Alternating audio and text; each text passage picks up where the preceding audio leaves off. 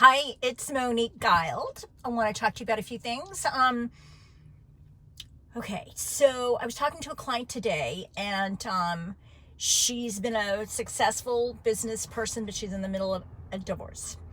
And I was saying to her that a couple things. When a person goes through a divorce, when a person's going through a lot of loss, or a partnership's going through a lot of loss, or a state is going through a lot of loss, or a country or the world is going through a lot of loss and a lot of changes. On one hand, we get to remember who we were before the situation happened. And we get to connect to that situation. I'm going to give you an example about myself. So, first of all, as a kid, I was put on the street when I was 10 years old. My mom kicked me out of the house, locked the door, and I could not come back into the house. And I had to call my dad, who sent a cab. I went to the bar across the street and stood on the bar stool and reached for the payphone and called my dad and told him what happened. And that's how I ended up moving in with my dad. He called a cab. And that's what happened there. And later on, my mom, because of who she was married to, in New Orleans, you can't prove a mom to be unfit. It's impossible because of the Napoleonic Code. But I had to testify against her when I was about 11. And we were able to prove her unfit, and my dad was able to get custody and eventually of myself, and then eventually of my sister. And there were a lot of bad things that happened at that time. Lots of bad stuff, and I ended up turning in my stepfather, and about the same age. And so as a kid, I had to be really, really tough. I literally had no emotion. I never cried. I had to be able to read people, know situations ahead of time. And I had to, I didn't even know that failure was an option. It wasn't an option for me to fail or not succeed. I had to figure out what the hell was going on and what to do and what actions to take.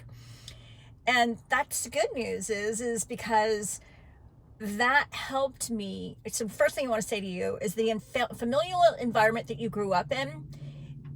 Most people say, oh my God, your mom put you on the street when you were 10. That's the most horrible thing that ever happened in the world. And actually it ended up being a big blessing because I wasn't in that house anymore. And also too, that because of what I grew up in, I learned how to run things at a really early age. I learned how to oversee things, take care of things. And so by the time I was 28 years old, I was running at 43 departments across the nation for a corporation. And I ended up having a write-up in the LA Times. And I was working for a guy who was also written up in the LA Times as being one of the worst people you could literally work for in Los Angeles, which is like an impossible task to have that, to get that title in the LA Times. It was pretty impossible because there's a lot of rough people to work for in LA. But I succeeded with him. I'm going somewhere with all this. And I did so well, and then also had a write-up in the Times. I was featured on the cover of the Metro section. So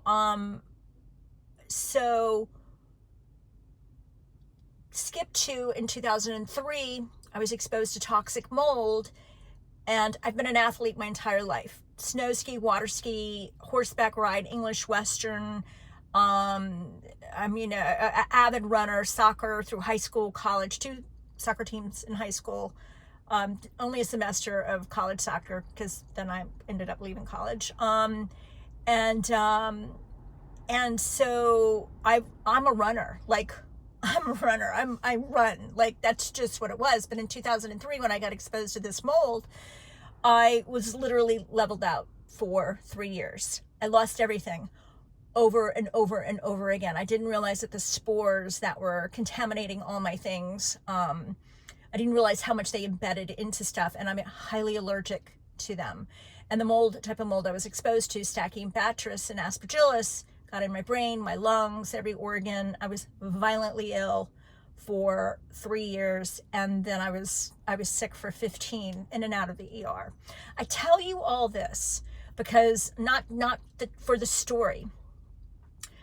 In end of 2018, I was determined. I wasn't able to run for years, because when I did, any type of pressure to my brain, I would have like stabbing pains in my brain and serious vertigo and nausea. So basically 10 days out of every month for 15 years, I was bedridden, and I was really, really sick.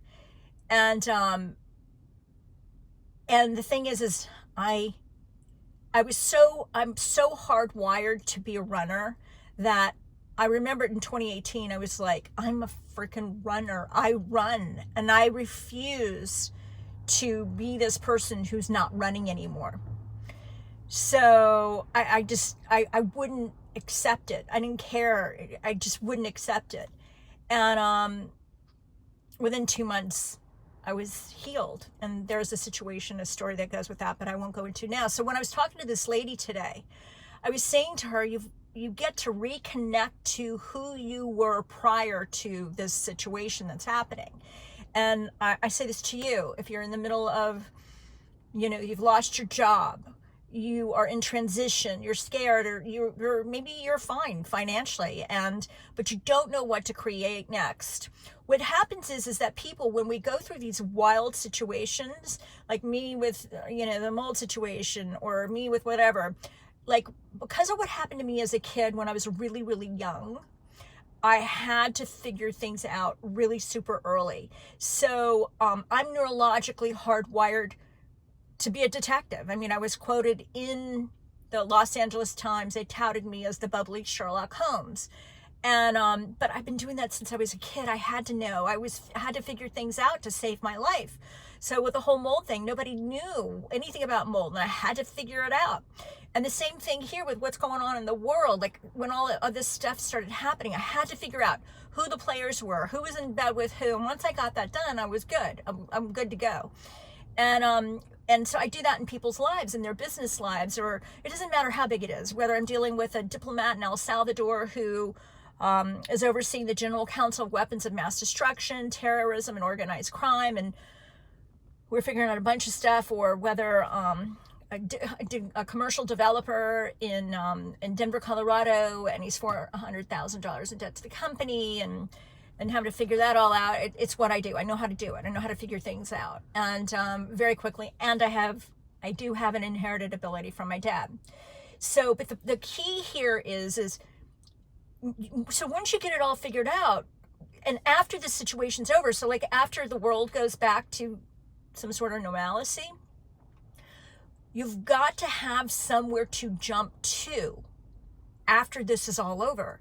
You've got to have a game plan, or else the neurology of your past, whatever that may be, is going to kick in. So like for this woman today, even though she'd been successful, her neurology was one of still needing to get something from her ex-husband. And I'm thinking to myself, you've divided everything up. You're capable of being very successful. Let it go. But see, people don't let things go because they don't have something fully to jump to. And they haven't expanded enough into what they're jumping into. And as big as the situation is like the biggest this divorce was or is, and as tumultuous it's been and how horrible it's been, is as big as a person must expand. How do I know that? Because I'm speaking from experience. I must continue to expand. I work with really large cases because I have to. I have to do it. I'm neurologically hardwired that way. It's how I am. I must grow and go beyond where I've ever been before. And so most of the people I work with are the same. They've got to, they get to grow beyond, but a lot of people don't know where to grow into. And so, number one, reconnect with who you know you are, even if it was when you were a kid and you were your best self as a kid, or just anything that you can reconnect to that reminds you of how powerful you are. Start there. And then number two, you must have something to jump to. You've got to. Any kind of chaos, distractions, is because the losses or the chaos or the whatever is as big as you must expand into.